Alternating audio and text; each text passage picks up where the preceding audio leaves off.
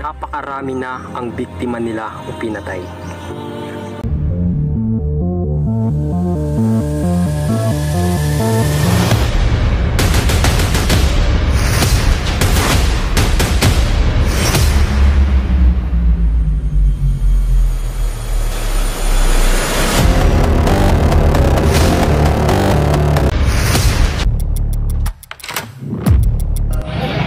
Ang kalayaan ng susunod na henerasyon ay bahagi ng ating responsibilidad.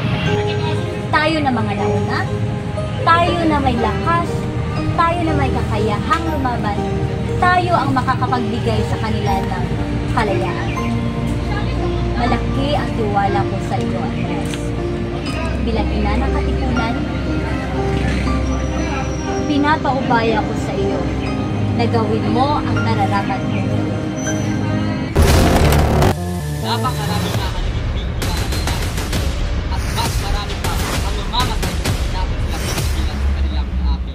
Sa labanang ito, isusuong natin ang ating